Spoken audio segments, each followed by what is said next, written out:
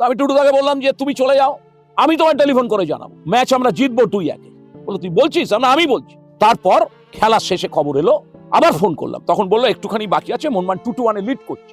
এই খবরটা তখন দিলাম, গোটা মোহনবাগান ক্লাবটা মনে হচ্ছে থরথর করে কাঁপছে মানুষের আওয়াজ। আবার খবর দিলাম টুটু। তারপর টুটুদা খুঁজছে, ওকে দেখতে হবে, ওকে নিয়ে আয় আমার কাছে, মিষ্টি খাওয়াবো। প্রথম বছরের জাতীয় 1996 আমরা কোয়ালিফাই করতে পারলাম, কিন্তু ইস্ট বেঙ্গল কোয়ালিফাই করে। কতটা উদার মনের মানুষ ছিল, সীমা আমাদের হাতেই ছিল। তো কলকাতার টিম হিসেবে ইস্ট বেঙ্গল আমরা খেলতে পারছি না। যদি ইস্ট বেঙ্গল ভালো করে, কত বড় হৃদয় থাকলে মানুষ এই কাজ করতে পারে। সীমাকে এনে ইস্ট বেঙ্গলের হাতে দিয়ে দিয়েছিল টুটুদা। দল বদলে সাকসেস হয়ে হয়তো কোনো প্লেয়ার তুলে বলতো আমার নাম টুটু বোস, যে না জানে কপালের।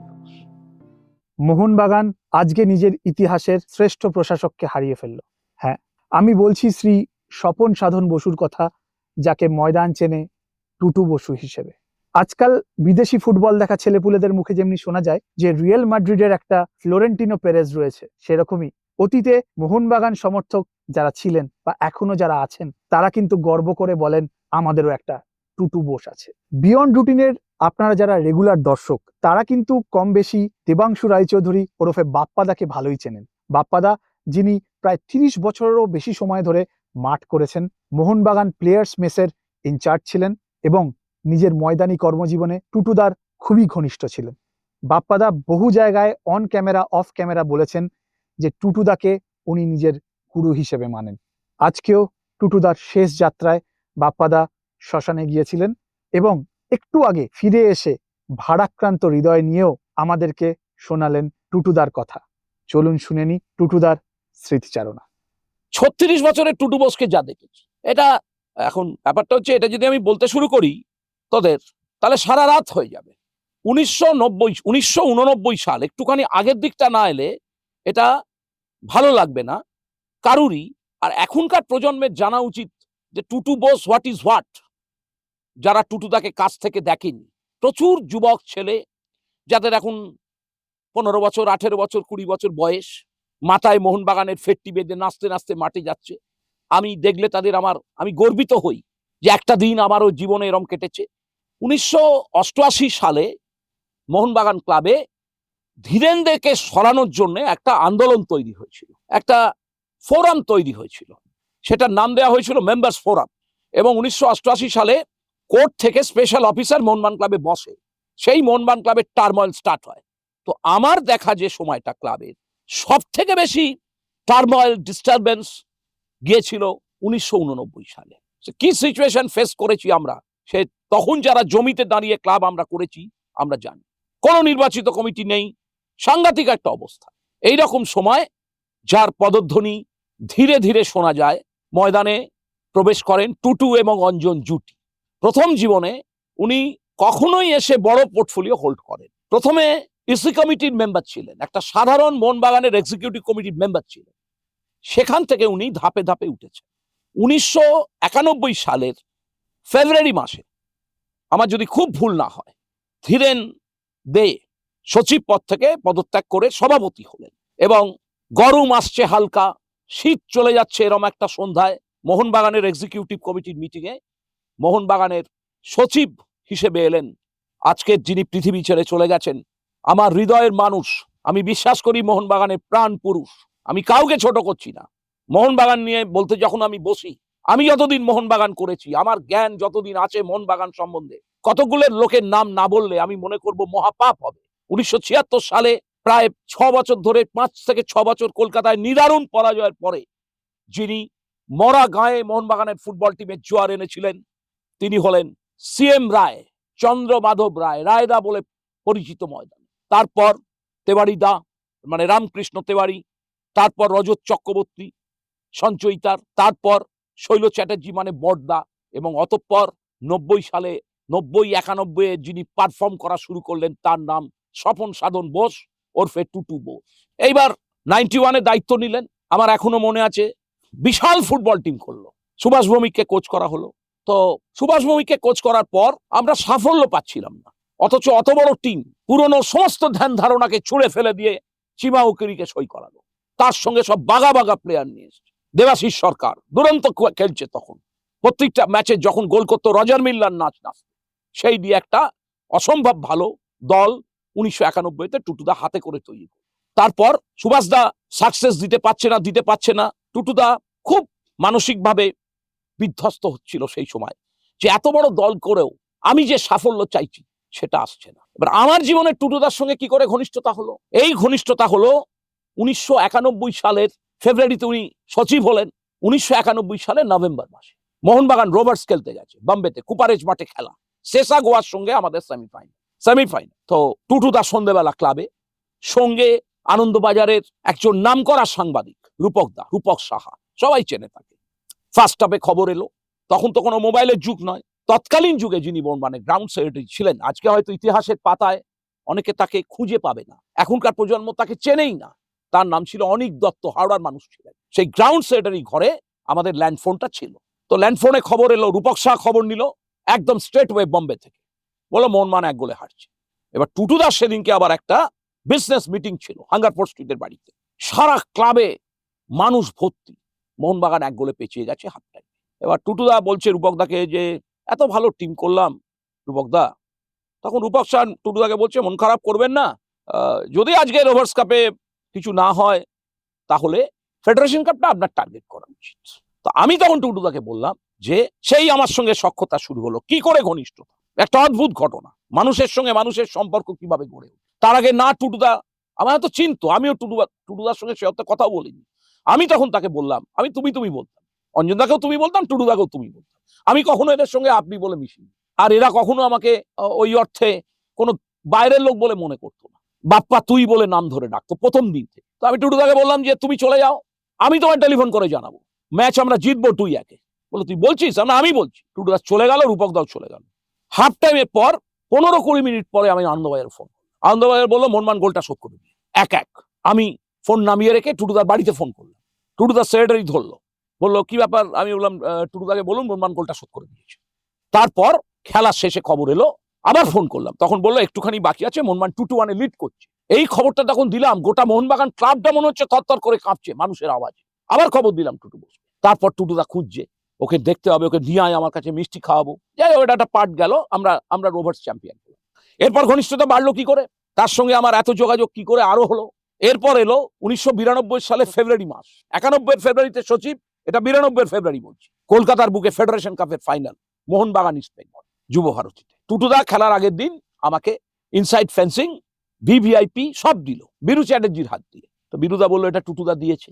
তখন আমি বললাম যে টুটুদাকে বলো আমার একটা টুকটাক আছে, আমি 2 নম্বরের মিডিলে খেলা দিই। বলছে তাহলে তুই ফেরত দে, টুটুদা একটা সম্মানে লাগবে। সম্মানে লাগার কিছু নেই, টুটুদা কি চায়, মোহনবাগান জেতারটা চায় না আমি ইনসাইড ফেন্সিং এ থাকার চাই। আমি 2 নম্বরের মিডিলে থাকবো, মোহনবাগান জিতবে। আমি গেলাম টুটুদার কাছে, গিয়ে বললাম তুমি এটা ফেরত নম্বর কেন, এটা ফেরত দিচ্ছিস কেন, তো টিকিট লাগবে না? আমার টুক আছে, 2 নম্বরের মিডিলে খেলা দেখলে জিতবে। বলো তাহলে কি করবি? তুমি নিয়ে নাও, এটা দিয়ে দিলাম। বলো 2 নম্বরের টিকিট তোর কাছে আছে? আমার টিকিট আছে, তুমি চিন্তা করো না। তখন ওর জন্য একটা মুরগির, কাজুর ক্যান্টিন থেকে একটা বিশাল মুরগির ঠ্যাং এসছে খাবে বলে, আমায় বললো তুই এটা খা। তোমার খাবার? বললো আরে আমি আবার ঠ্যাং বলবো মুরগি, তুই খা। খেলাম। তারপরের দিন খেলা, তোরা যদি মোহনবাগান ক্লাবে যাস দেখবি মোহনবাগানের বড় গেট দিয়ে ঢুকেই ডান দিকের যে লনটা, সেই লনটায় দেখবি এখন আই লাভ ইউ মোহনবাগান বলে বিশাল একটা আলো দিয়ে লাগিয়েছে। ওই লনে আমি দাঁড়িয়ে আছি, মোহনবাগান টিম বেরিয়ে গেছে। এবার টুটুদা বেরোচ্ছে, আমার দেখা বলছে কি রে তুই মাঠে যাবি না? যাবো তো। বলছে কি রেজাল্ট হবে বল? 2 গোল, এ হাফে একটা ও হাফে একটা। টুটুদা হাতটা নেড়ে চলে গেল। তারপর আমাদের বন্ধু বান্ধবরা আমরা যেতাম গাড়ি করে, আলাদা করে গেলাম 2 নম্বরের মিডলে। আর কি মুখ দিয়ে বেরিয়েছে, দেবাশিস সরকার গোল, ফার্স্ট গোল, 4 নম্বর গেটে দেবাশিস সরকার গোল করলো, করে রজার মিল্লার নাচটা নাই। ফার্স্ট হাফ মোহনবাগান 1 গোল লিড, সেকেন্ড হাফ আমার দিকে মানে 2 নম্বর গেটের দিকে চিমা গোল করলো হেগে, 2 গোল। তারপর আমার দেখা মিনিমাম 4 থেকে 5 গোল ইসবনে হারা উচিত ছিল, বারপোস্টকে কাটিয়ে চিমাকে আমি বাইরে মারতে দিই। টুটু বোস ভেতরে দৌড়চ্ছে আর বলছে কি মুখ দিয়ে কথা বলেছে রে, হ্যাঁ রে কেন 2 গোল বললো, এসব ইতিহাস। মল্লিক বাড়ির, উত্তর কলকাতার বিখ্যাত মল্লিক বাড়ির ছেলে আমাদের সঙ্গে মোহনবাগান ক্লাব করতো, ওর নাম বীরেন মল্লিক। অসময় চলে গেল বীরেন, 55 বছর বয়সে, আজ বীরেন নেই। কিন্তু অন্ধ মোহনবাগানি, মোহনবাগান ছাড়া কিছু জানতো না, বনিদি পরিবারের ছেলে। বোধহয় ওই এতে চাকরি করতো, স্টেট ইলেকট্রিসিটি বোর্ডে চাকরি করতো। তো যাকে এবার আমায় বীরেন বললো টুটুদা বলছে এরকম, বলছে কি কেন 2 গোল বললো রে, বললো তাই। ওই সেই থেকে আমার সঙ্গে তার ঘনিষ্ঠতা শুরু। এবং তারপর থেকে দলবদলের সময় আমায় পার্সোনালি বলে দিত কোন প্লেয়ার কি নেবো, কোন প্লেয়ার ভালো লাগছে, বিদেশি স্বদেশি, বিশেষ করে বিদেশিগুলো বলতো আমায় ক্লাবে এলে কানে কানে বলে দিবি, আর না হলে সুব্রতকে বলে দিবি, ফোন করে করে নোট করিয়ে দিবি। আমি এটা করতাম। তারপর 93 ওই যে ত্রিভলিগড়ের বাড়িতে চিবুজার, ক্রিস্টোফার, বার্নার্ড তিনজন একসঙ্গে তাদের আমরা খেলালাম, সেবার আমাদের সাকসেস ছিল। 94 ওই ট্রফিটা মনে ভুলে যাচ্ছি, ব্যাঙ্গালোরের ট্রফিটা হয়েছিল, 10 জনে ইস্ট বেঙ্গলকে হারিয়েছি, অসাধারণ খেলেছিল বিজয়। 95-এ চারিদিকে এত সাকসেসের পরেও সমালোচনার ঝড়, এটা তো মোহনবাগান করে এগুলো, মানে আমাদের এদেশের লোক তো, এগুলো ইস্ট বেঙ্গলের লোকেরা করবে না। টুটুদা পদত্যাগ করলো সাময়িক সময়ের জন্য, চুনি গোস্বামী মোহনবাগানের সচিব পদে এলেন। উনি বললেন, আমি চুনিদার প্রতি সমস্ত শ্রদ্ধা রেখে বলছি, আমার চোখের সামনে এগুলো দেখা, উনি বললেন আমি বইয়ের সোনার গয়না বিক্রি করে টিম পারলেন না, ব্যর্থ হল, পদত্যাগ করল। দলবদলের সময় আবার একটা টার্ময়েল তৈরি হলো। এই চলতে চলতে আমাদের সাকসেস রেট কম, তরুণ দেখে সে বছর আমরা সই করিয়েছি। তারপর 96-এ অঞ্জন মিত্র মোহনবাগানের জেনারেল সেক্রেটারি হলেন, আর টুটুদা তারপর অঞ্জন দা সেক্রেটারি হওয়ার পর টুটুদা আবার সভাপতি হয়ে এলেন। প্রথম বছরের জাতীয় লিগ 1996 আমরা কোয়ালিফাই করতে পারলাম না, কিন্তু ইস্ট বেঙ্গল কোয়ালিফাই করল। কতটা উদার মনের মানুষ ছিল, সীমা আমাদের হাতেই ছিল প্রায়। তো কলকাতার টিম হিসেবে ইস্ট বেঙ্গল আমরা খেলতে পারছি না। যদি ইস্ট বেঙ্গল ভালো করে, কত বড় হৃদয় থাকলে মানুষ এই কাজ করতে পারে। সীমাকে এনে ইস্ট বেঙ্গলের হাতে দিয়ে দিয়েছিল টুটুরা, সীমাকে বলে দিয়েছিল তুমি ওখানে খেলো, পরের বছর আমি সই করো, চেষ্টা করো যাতে ওরা জাতীয় লিগতে চ্যাম্পিয়ন হতে পারে। কিন্তু ইস্ট বেঙ্গল, যাই হোক দুর্ভাগ্যবশত, আমি তাদের কোনো ব্যঙ্গ বিদ্রুপ করতে চাই না, দুর্ভাগ্যবশত তারা সেবার তৃতীয় হয়েছিল। প্রথম হয়েছিল জেসিটি, আমার যদি খুব ভুল না হয়, সেবার জেসিটিতে ছিল বাইচুং স্টিফেন ভুরোহি, বাইচুং বুটিয়া, অসাধারণ ফুটবল খেলেছিল জেসিটি। ফার্স্ট চ্যাম্পিয়ন, সম্ভবত দ্বিতীয় হয়েছিল চার্চিল ব্রাদার্স, তৃতীয় হয়েছিল ইস্ট বেঙ্গল। এই জন্যে মাঝে মাঝে টুটুদা একটা কথা বলতো, থাকতো একটা কথা বলতো, দলবদলের সময় একটা কথা বলতো, দলবদলের সাকসেস হয়ে হয়তো কোনো প্লেয়ার তুলে বলতো আমার নাম টুটু বোস, যে না জানে কপালের দোষ, নাম টুটু বোস, না জানলে কপালের দোষ।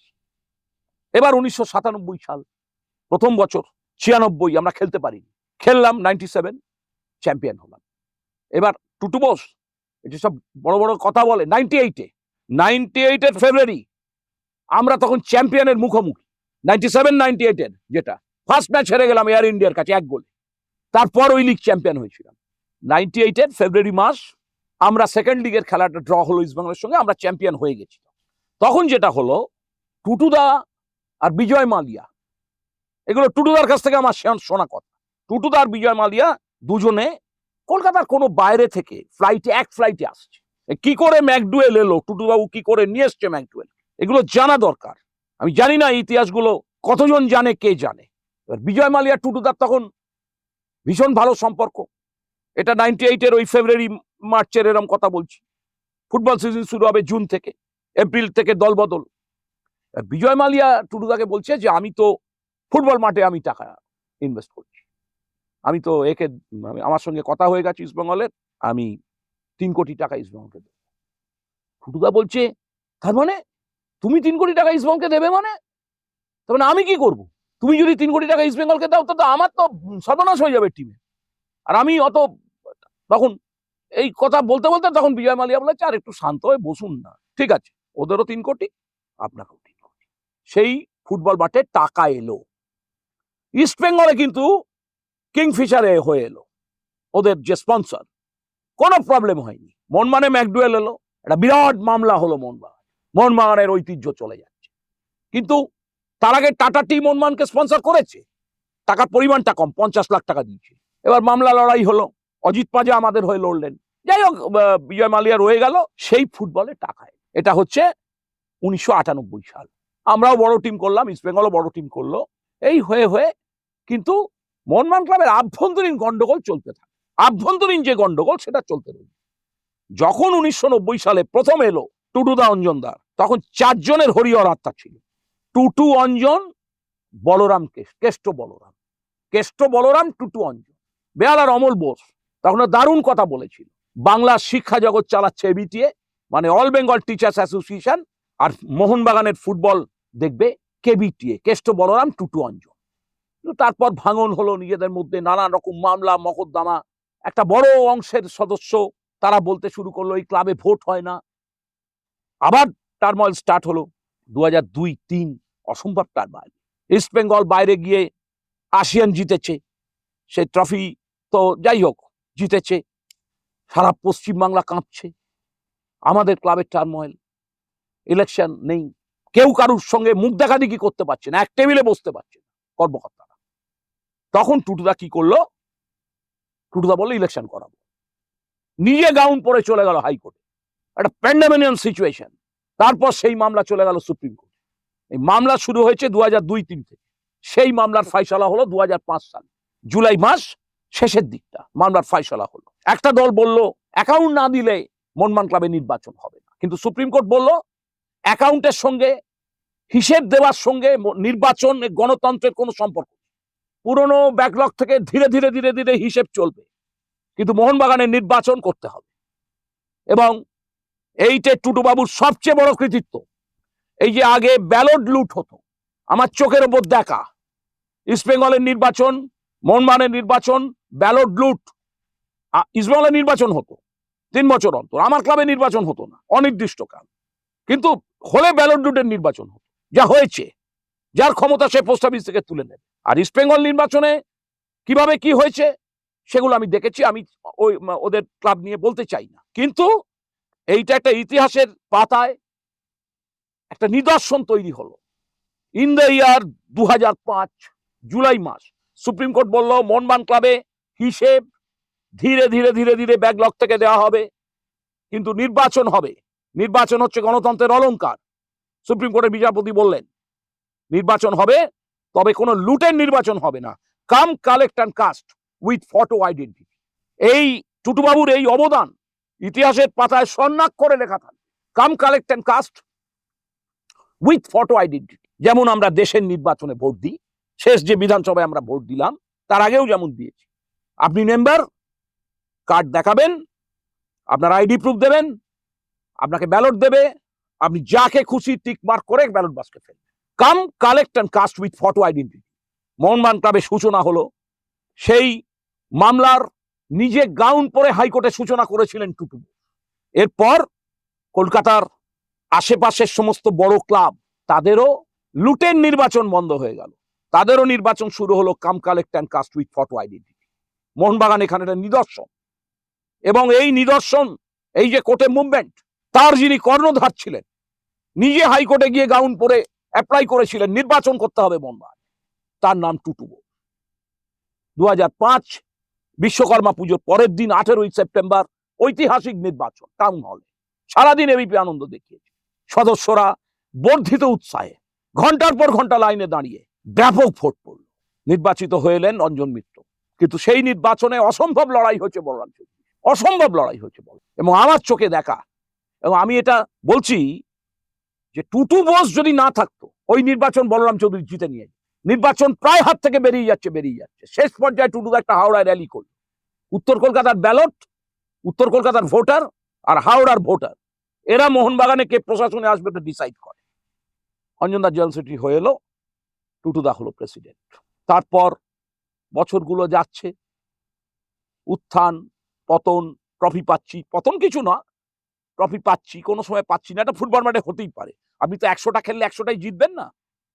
এরপর যেটা হলো, তার কি অবদান, 2012 সালে যদি খুব আমার ভুল না হয়, ডিসেম্বর মাসে একদম শেষের দিকে সাসপেন্ড হলাম আমরা দিল্লিতে। তারপরে মোহনবাগান চিঠি দিল, প্রফুল প্যাটেল তখন অল ইন্ডিয়ার প্রেসিডেন্ট, আমাদের মিটিং এ ডাক, আমরা গেলাম, 4 জন গেল, টুটু বোস, অঞ্জন মিত্র, মানে অতীতের প্রেসিডেন্ট, অতীতের সেক্রেটারি, আজ পৃথিবীতে দুজনের কেউ নেই, বর্তমান প্রেসিডেন্ট দেবাশিস দত্ত, তখন উনি ফিনান্স সেক্রেটারি, আর বর্তমান সচিব সিঞ্জয় মানে টুম্পাই, এরা 4 জনে দিল্লির মিটিং এ গেল।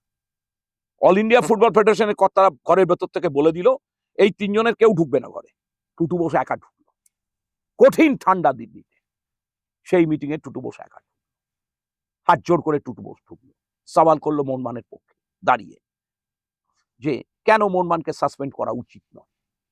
যাই হোক, সাসপেনশনটা উইথড্র হলো, কিন্তু আমাদের বোধহয় 2 কোটি টাকা ফাইন হয়েছিল। এই টাকাটা টুটু বোস দিয়েছিল, সেটা ক্লাব পরে ফেরত দিতে পারিনি, পরে ওটা ডোনেশন হিসেবে দেখিয়েছি যে আমি ক্লাবকে ডোনেশন দিয়েছি। এই ছিল টুটু বোস। এরপর আরো ইতিহাস বাকি আছে। 2014 সালের নভেম্বর মাস, বিজয় মালিয়ার নেতৃত্বে একদিকে ম্যাকডোয়েল ছিল আর একদিকে কিংফিশার ছিল। কিংফিশার থেকে গেল, বিজয় মালিয়া হাত সরিয়ে নিল, ম্যাকডোয়েল চলে গেল, বিনা মেঘে বজ্রপাত ঘটল। আমার এখনো মনে আছে 2014 সালের নভেম্বর মাসের একদিন সন্ধ্যায়, তখন মোহনবাগান একটা বাইরের টুর্নামেন্ট খেলছে, সুভাষ ভৌমিক আমাদের কোচ, আর এই বর্তমান যিনি ইসি কমিটির মেম্বার সঞ্জয় ঘোষ বাপ্পা, ও হচ্ছে ম্যানেজার। একটা বাইরের ফরেন টিমের কাছে বোধহয় আমরা হেরে গেলাম। যাই হোক, বিনা মেঘে বজ্রপাত, হাত সরিয়ে নিল বিজয় মালিয়া। 14 নভেম্বর থেকে 15, 16, 17, 18, 19, 20, প্রায় 6 বছর নিজে দায়িত্ব নিয়ে অর্থ দিয়ে মোহনবাগানের ফুটবল টিম চালিয়েছে। আমার দিনের পর দিন দেখা ফুটবল টিম বলছে প্র্যাকটিসে নামবো না, বিদেশে রয়েছে টুটু বোস, সেখান থেকে মেসেজ করলো আমি যাচ্ছি কলকাতায়, তোমরা নিশ্চিন্তে নামো, টাকা পেয়ে যাবে। এরকম একাধিকবার হয়েছে, কেউ অস্বীকার করতে পারবে না। তারপর এলো 18 নির্বাচন, 60 বছরের বন্ধুত্ব ভেঙে গেল। সচিব পদে লড়াই হবে টুটু বোস আর অঞ্জন মিত্র। হঠাৎ উইথড্রয়ালের শেষ দিনে অঞ্জন মিত্র নির্বাচন থেকে সরে দাঁড়ালেন, বিনা প্রতিদ্বন্দ্বিতায় জয়লাভ করলেন টুটু। তারপর উনি সচিব পদ থেকে পদত্যাগ করে সভাপতি হলেন, সেইখানে এলেন তার পুত্র সিঞ্জয় বোস, টুম্পাই, 2018। তারপরের 2021 অজানা কারণে সিঞ্জয় পদত্যাগ। এটা আজও আমার কাছে এই কারণ আমার কাছে পরিষ্কার নয়। 2022 সালের 24শে মার্চ মোহনবাগান ক্লাবে কোনো নির্বাচন হলো না, যে কোনো কারণের জন্যই হোক মোহনবাগানের নির্বাচন হয়নি। আমি এই ইন্টারভিউতে এটা বলতে চাই, তোদের মাধ্যমে আমি বলতে চাই, গণতন্ত্রকে হরণ করা হয়েছিল, নির্বাচন হয়নি। দেবাশিস দত্ত মোহনবাগানের সচিব পদে শপথ গ্রহণ করেন 2022 সালের 24শে মার্চ। শীত কেটে গিয়ে বসন্ত আসছে, উনি সেই মনোরম বসন্তে বিনা নির্বাচনে মোহনবাগানের সচিবের পদে এসে বসলেন। তারপর অনেকদিন সভাপতির আসনটাও খালি ছিল, তারপরে আবার টুটু বোস মোহনবাগানের প্রেসিডেন্ট হয়। তারপর তো কি হয়েছে সবাই জানে, ক্লাব চলেছে। 2025 সালে নির্বাচন হবে এইরকম একটা পরিস্থিতি। এবার টুটু বোস বললেন যে আমি যদি একটা প্যানেলকে সাপোর্ট করি তাহলে আমি প্রেসিডেন্ট অবস্থায় এই অনৈতিক কাজ আমি করব না। One fine morning Tutu Bose resignation দিলেন সভাপতি পদ থেকে, এবং সেই নির্বাচনে সেই যেদিনকে উনি পদত্যাগ করে একটা প্রেস কনফারেন্স করলেন, সেদিনকে আমি তার পাশে দাঁড়িয়েছিলাম, সে ছবি আমার কাছে আছে। উনি সেদিন বললেন যে আমি নীতিগত কারণে পদত্যাগ করেছি, আমি সভাপতি থেকে কোনো প্যানেলকে সমর্থন করব না, তাই আজ পদত্যাগ করে আমি বলতে এসেছি যে আমার পুত্র সিঞ্জয় লড়ছে, ওকে আপনারা ভোট দিন। ওকে ভোট দেওয়া মানে আমাকে টুটু বোসকে ভোট। তারপরে আবার কি অজানা হস্তক্ষেপ হলো আমার জানা নেই, ভাগ হয়ে গেল 10 জন 10 জন করে, কোনো নির্বাচন হলো না, আবার গণতন্ত্র হরণ হলো, আর এবার সেই কমিটি এখন চলছে। আর আজকের এই সমস্ত ঘটনার প্রেক্ষিতে আমি ভাবছিলাম, আমি শ্মশানে ছিলাম যখন মানুষটার দাহ কাজ চলছে। গতকাল রাত 2টো পর্যন্ত, আমি কাল খেলা থেকে ফিরি, খুব আমার উপর প্রেশার ছিল কালকে যে ম্যাচটা জিততে পারিনি, ড্র হয়েছে। যাই হোক, আমার মনে হয় সাপে বর হয়েছে। তো তারপর 1 ঘন্টা পর খবর পাই টুটুদা নেই। চলে যাই আমি বেলভিউতে, বেলভিউ থেকে বেরোই প্রায় মাঝরাতে, বাড়ি ফিরেছি 3টের সময়। আবার আজকে সকাল থেকে যেতে পারিনি, কিন্তু কালীঘাট শ্মশানে এতে গিয়েছিলাম, বার্নিং ঘাটে, চন্দন কাঠে ওর দাহ কাজ চলছে। শেষবারের মতো টুটুবাবুকে গিয়ে দেখে এলাম।